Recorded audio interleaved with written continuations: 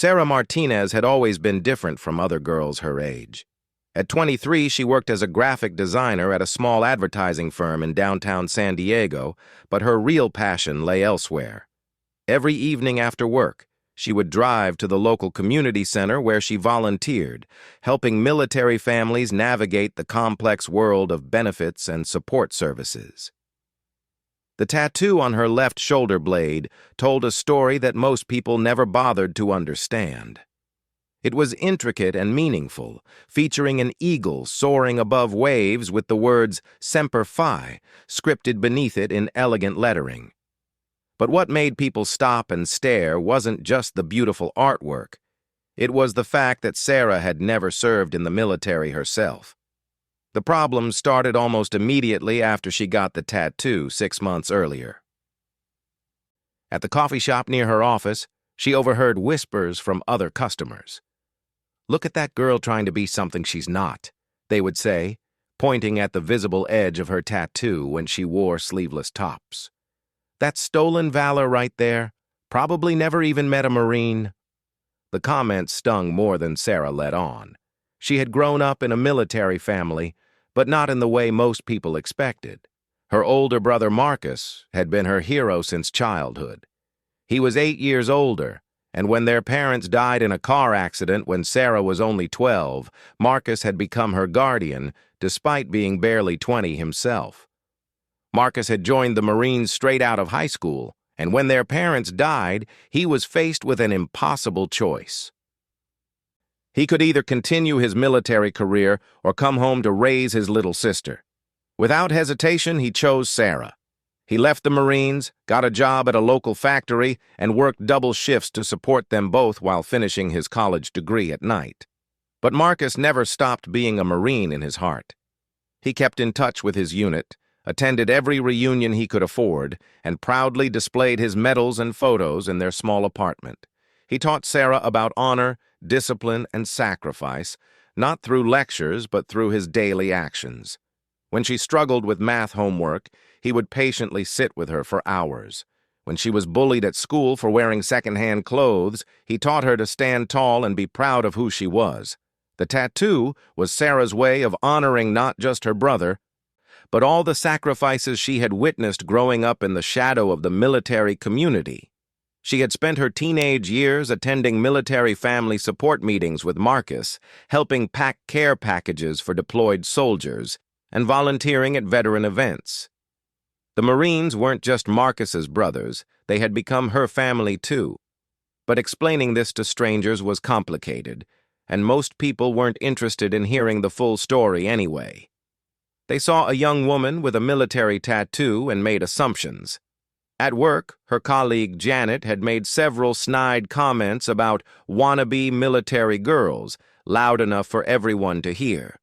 At the gym, she had overheard 2 men discussing how civilians who get military tattoos are disrespectful to real veterans.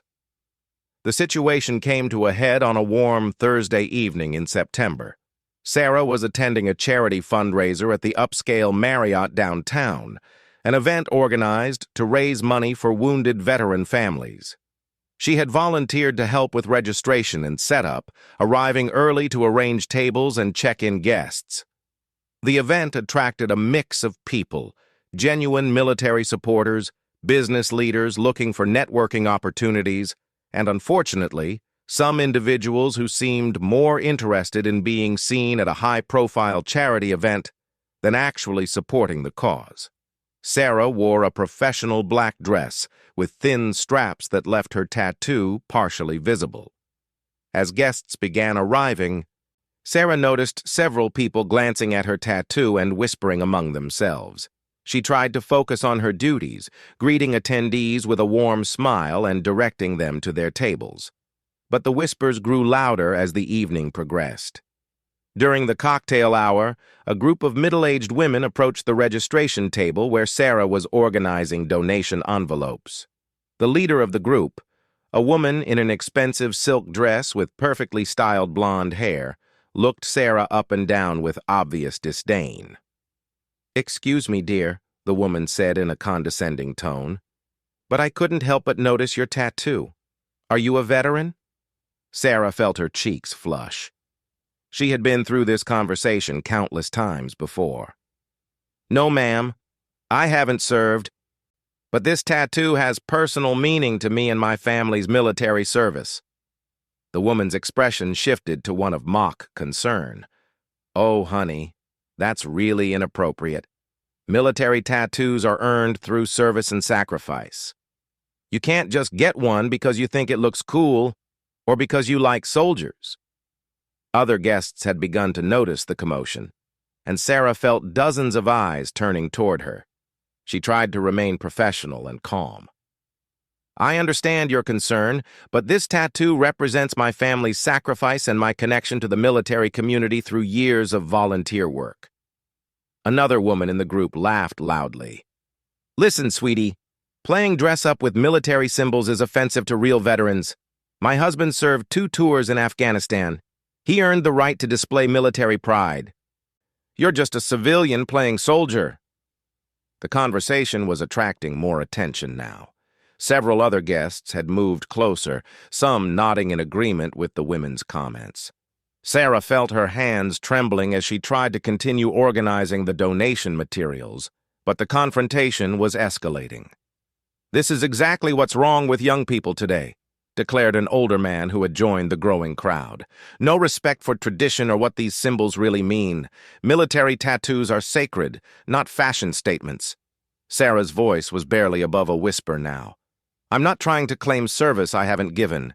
This tattoo honors my brother who sacrificed his military career to raise me after our parents died. It represents the military community that became my family." But her explanation was drowned out by the growing murmur of disapproval from the crowd. Someone called out, "Stolen valor." Another person said, "She should be ashamed of herself." The situation was spiraling out of control, and Sarah felt completely overwhelmed and humiliated. The fundraiser organizer, a stern-looking woman named Mrs. Peterson, approached the crowd with obvious irritation. "What's all this commotion about? We're here to support veterans, not create drama." The blonde woman immediately launched into an explanation. "This young lady has a Marine Corps tattoo but admits she never served. We were just explaining how inappropriate and disrespectful that is to real veterans and their families." Mrs. Peterson looked at Sarah with disappointment. "Is this true? Do you have military tattoos without military service?" Sarah nodded reluctantly, feeling tears building in her eyes. "Yes, ma'am, but I can explain the meaning behind it." "I don't think explanations are necessary," Mrs. Peterson replied curtly. "This is a veterans event, and we need to maintain respect for military traditions. Perhaps you should consider covering your tattoo or leaving early tonight." The crowd murmured their approval of Mrs. Peterson's handling of the situation. Sarah felt completely humiliated and alone, surrounded by people who had already made up their minds about her without hearing her story. She was about to gather her things and leave when something unexpected happened. The hotel's main entrance doors opened with a soft whoosh, and the sound of military dress shoes clicked across the marble lobby floor. A figure in dress uniform began walking toward the ballroom where the fundraiser was taking place. The approaching footsteps were measured and confident, carrying an unmistakable authority that seemed to command attention even before anyone could see who was coming. Several guests near the entrance turned to look, and their casual chatter began to die down. There was something about the way the person moved, the precision of each step, that suggested this wasn't just another attendee in a rented uniform or someone playing dress-up for the event. This was clearly someone who had earned the right to wear that uniform through years of dedicated service. Commander James Sullivan entered the ballroom with the quiet confidence that came from 25 years of military service. At 47, he carried himself with the bearing of someone who had led men and women through some of the most dangerous operations in recent military history.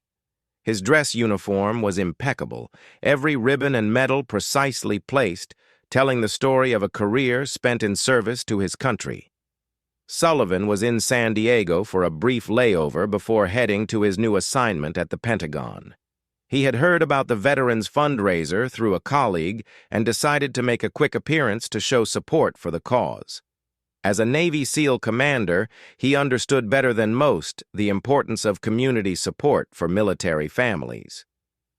As he walked into the ballroom, Sullivan immediately noticed the crowd gathered around the registration table.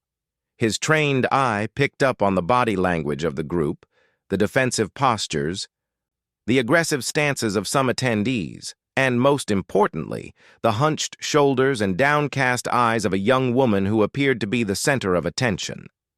Sullivan had seen enough confrontations in his career to recognize when someone was being cornered. His protective instincts, honed through years of looking out for his team members, kicked in immediately. He moved closer to the group, his footsteps deliberate and measured. As he approached, he could hear the tail end of the conversation. Mrs. Peterson was in the middle of explaining to Sarah why her tattoo was inappropriate for the event. "Military symbols are sacred," she was saying, "and should only be displayed by those who have earned them through service." Sullivan paused just outside the circle of people, taking in the scene. He could see Sarah's tattoo clearly now, and what he observed made him stop in his tracks. The artwork was extraordinary, but it wasn't just the quality of the tattoo that caught his attention. There were details in the design that most people would miss, small elements that spoke to a deep understanding of military culture and tradition. The eagle in the tattoo wasn't just any eagle. It was positioned in a way that referenced the Marine Corps emblem, but with subtle modifications that suggested personal meaning rather than direct copying. The waves beneath it weren't random artistic elements. They were rendered in a style that reminded Sullivan of naval traditions. Most tellingly, the script work around the edges included small symbols that he recognized as memorial elements, the kind of details that were typically added to honor fallen or wounded warriors. This wasn't the work of someone trying to look cool or steal valor. This was clearly a deeply personal tribute created by someone who understood what these symbols meant. Sullivan had seen enough memorial tattoos in his career to recognize one when he saw it. The commander cleared his throat softly, a sound that somehow cut through all the chatter in the room. Military personnel have a way of commanding attention without raising their voices, and Sullivan's presence was immediately felt by everyone in the vicinity. The crowd turned toward him, and several people's expressions changed instantly when they saw his uniform and the array of ribbons and medals across his chest. Among military families and supporters, rank and experience were immediately recognizable, and Commander Sullivan's uniform told a story of distinguished service that commanded respect. "Excuse me?" Sullivan said in a calm, clear voice that carried just enough authority to make everyone stop talking. "I couldn't help but overhear this conversation, and I'd like to understand what's happening here." Mrs. Peterson stepped forward, apparently relieved to have someone in uniform to back up her position. "Commander, we were just addressing an inappropriate display of military symbols by someone who hasn't served. This young lady has a Marine Corps tattoo, and we've been explaining why that's disrespectful to real veterans." Sullivan nodded slowly, his eyes never leaving Sarah's face. He could see the tears she was trying to hold back, the embarrassment and frustration written across her features. But he could also see something else, something in her eyes that reminded him of the military families he had worked with throughout his career. There was a depth there, an understanding of loss and sacrifice that didn't come from casual exposure to military culture. "I see," Sullivan said quietly. "And has anyone asked this young lady about the story behind her tattoo?" The blonde woman who had started the confrontation spoke up immediately. "She admitted she never served, Commander. That's really all we need to know. Military tattoos are for military personnel, period." Sullivan turned his attention to the woman, his expression remaining neutral, but his voice carrying a slight edge. "Ma'am, with respect, I've been in the military for over 2 decades. and I've learned that assuming we know someone's story without hearing it is rarely wise." He turned back to Sarah, his demeanor softening slightly. "Miss, would you be willing to share the story behind your tattoo? I'd be very interested to hear it." Sarah looked up at him with surprise. After the hostility she had faced all evening, his respectful tone and genuine interest caught her off guard. She glanced around at the crowd of people who had been criticizing her just moments before, then back at the commander. "Sir," she began hesitantly, "my tattoo is in memory of my brother Marcus. He was a Marine who gave up his military career to raise me after our parents died. The design includes elements that represent his sacrifice and the military community that became my family." Sullivan nodded encouragingly. "Tell me about Marcus." Taking a deep breath, Sarah began to share the full story.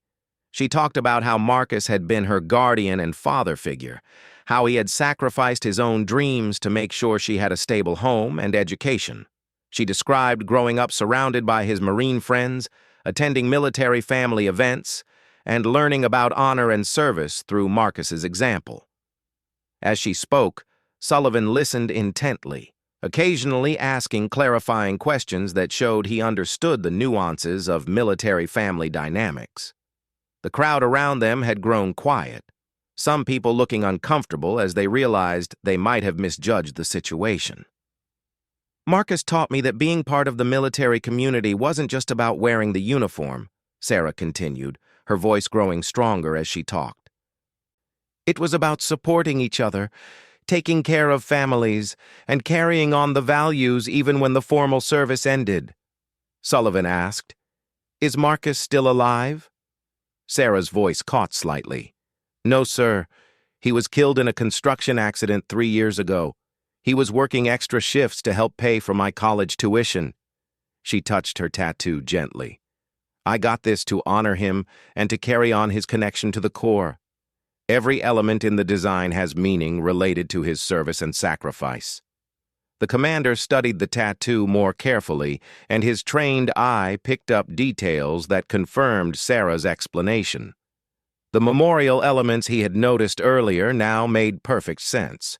The positioning of certain symbols, the specific way the text was rendered, the inclusion of dates that were subtle but clearly significant, all of it spoke to a deeply personal tribute rather than a casual fashion choice. Sullivan had met thousands of military family members throughout his career, and he had developed an ability to distinguish between those who truly understood the culture and those who were merely attracted to its superficial aspects. Everything about Sarah's story, her demeanor, and her obvious emotional connection to the tattoo convinced him that she was genuinely part of the extended military family. The silence in the room was becoming uncomfortable. Several people in the crowd were beginning to look embarrassed about their earlier accusations. The blonde woman who had started the confrontation was fidgeting with her purse, apparently realizing that the situation wasn't unfolding as she had expected. Sullivan took a step closer to Sarah and did something that surprised everyone in the room, including Sarah herself. In one smooth motion, he came to attention and rendered a sharp military salute. The gesture was precise and respectful, executed with the kind of perfection that comes from years of military training. "Miss Martinez," he said formally, "on behalf of the United States military, I want to thank you for your service to military families and for honoring your brother's sacrifice in such a meaningful way." The salute lasted for several seconds, during which the entire ballroom seemed to hold its breath.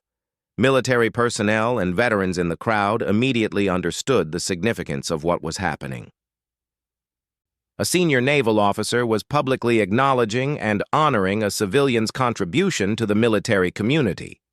The effect of Commander Sullivan's salute was immediate and profound. The entire ballroom fell into complete silence, as if someone had turned off all sound in the room. People who had been chatting at their tables stopped mid-sentence and turned to see what was happening. Servers carrying trays of appetizers paused in their tracks. Even the background music seemed to fade away. Sarah stood frozen, tears streaming down her cheeks as she watched this distinguished naval officer honor her and her brother's memory with such a formal gesture of respect. She had never expected anything like this, especially not after the humiliation she had endured just minutes earlier. When Sullivan finally lowered his salute and relaxed his posture, the silence continued for several more seconds. Then, something remarkable began to happen. From various points around the ballroom, other veterans and active duty personnel began to rise from their seats. An elderly man near the back of the room, wearing a VFW pin on his lapel, slowly pushed back his chair and stood at attention. A woman in army dress uniform who had been seated at a front table rose and faced toward Sarah and the commander. One by one, other military personnel and veterans throughout the room stood up, creating a visual demonstration of respect that was impossible to ignore. The blonde woman who had started the confrontation looked around the room with growing alarm.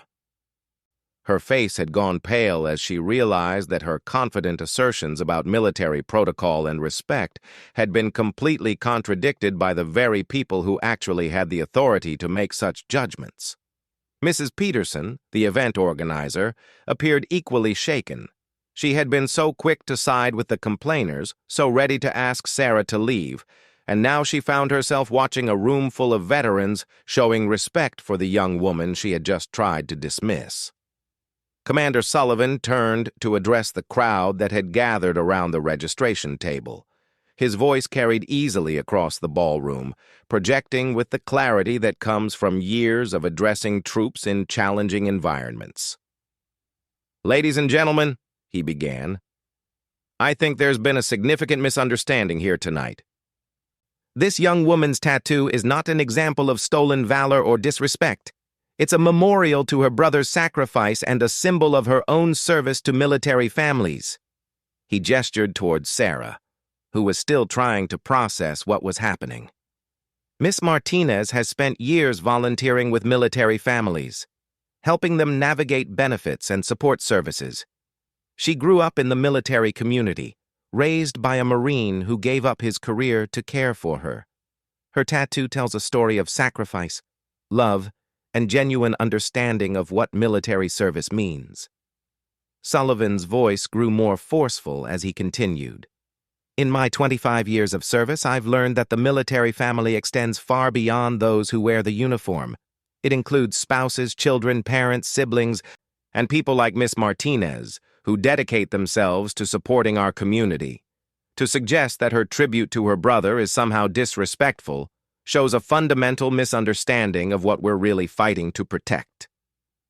An older veteran near the front of the crowd stepped forward. He was wearing a Marine Corps dress, blue uniform, with ribbons indicating service in multiple conflicts.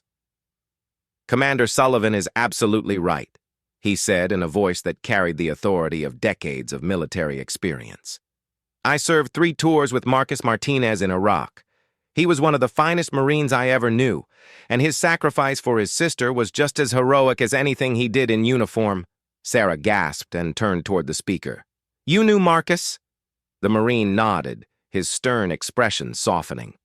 "Gunnery Sergeant Tom Reynolds.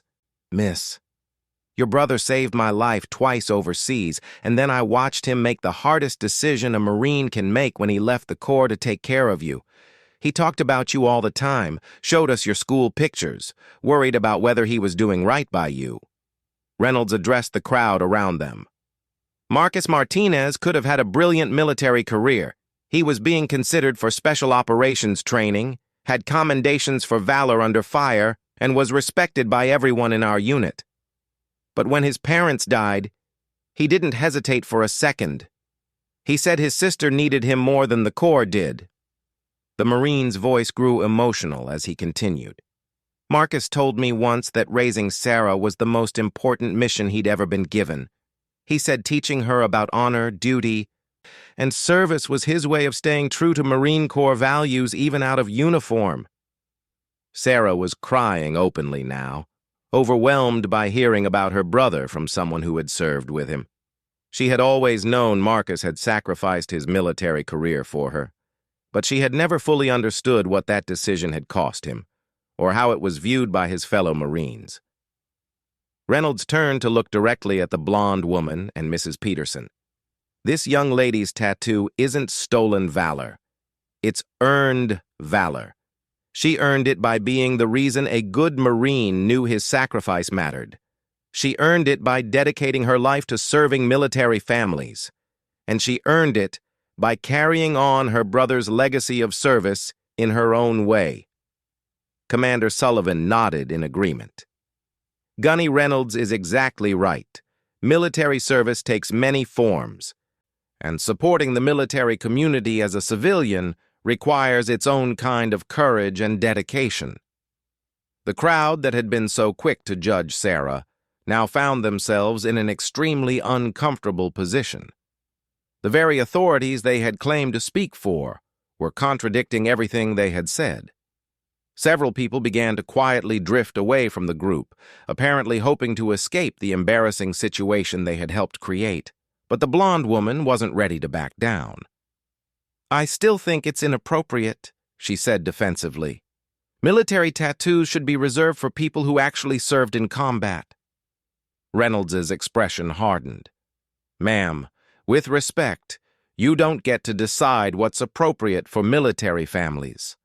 And for your information, supporting someone through military service is its own kind of combat. Sarah fought her own battles growing up without parents, supporting her brother through his struggles with leaving the Corps and dealing with his death." Commander Sullivan added, "Moreover, ma'am, some of the most meaningful military traditions involve civilians who support our community. Gold Star families, Blue Star families, military spouses, and children. They all make sacrifices and deserve recognition for their service." A woman in Navy dress uniform who had been listening from a nearby table approached the group.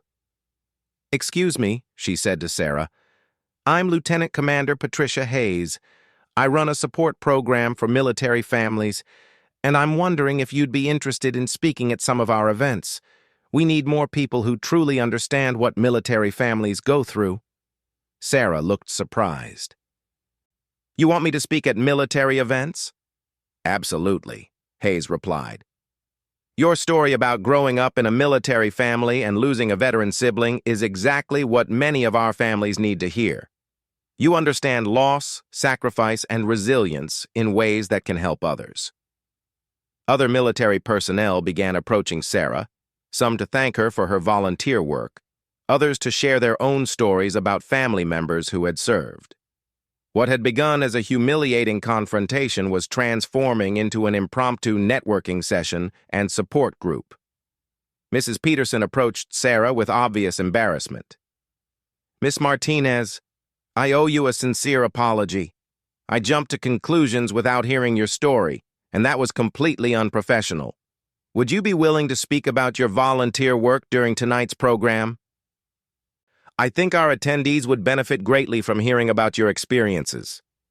Sarah looked around at the group of military personnel who were now surrounding her with support and respect instead of criticism. The transformation was almost impossible to believe. Commander Sullivan placed a gentle hand on her shoulder. "Miss Martinez, if you're comfortable sharing your brother's story tonight, I think it would honor his memory and help people understand what military families really go through." Sarah wiped her tears and nodded. "I'd be honored to speak about Marcus and about the military families I work with." As the crowd began to disperse and people returned to their tables for the evening's program, Sarah found herself surrounded by new friends and supporters.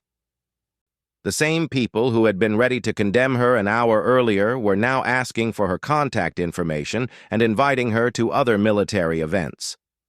The blonde woman who had started the entire confrontation slipped quietly out of the ballroom, apparently too embarrassed to stay for the rest of the evening. But most of the other guests remained, and when Sarah was introduced later that night as a speaker, she received a standing ovation before she even began talking. Sarah's speech about her brother and her work with military families was one of the most moving presentations of the evening. She talked about Marcus's sacrifice, about the challenges facing veteran families, and about how civilians can meaningfully support the military community. When she finished, there wasn't a dry eye in the room. After the event, Commander Sullivan approached Sarah one final time. "Miss Martinez, I want you to know that your brother would be incredibly proud of the woman you've become and the way you're honoring his memory." He handed her a small card. "This is my contact information. I'm being transferred to the Pentagon, where I'll be working on family support programs. If you're ever interested in expanding your volunteer work or pursuing opportunities in military family services, please don't hesitate to reach out." Sarah looked at the card in amazement. A few hours earlier, she had been ready to leave the event in shame. Now she was being offered opportunities to expand her service to the military community at the highest levels. As she drove home that night, Sarah thought about Marcus and how proud he would be of what had happened. She had faced down criticism and judgment, stood up for her values, and found herself embraced by the very community she had always tried to serve. The tattoo on her shoulder seemed to carry even more meaning now. It wasn't just a memorial to her brother anymore. It was a symbol of her own place in the extended military family, validated and honored by those who had earned the right to make that judgment.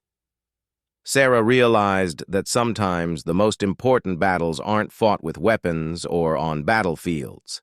Sometimes they're fought with truth, courage, and the willingness to stand up for what's right, even when you're standing alone.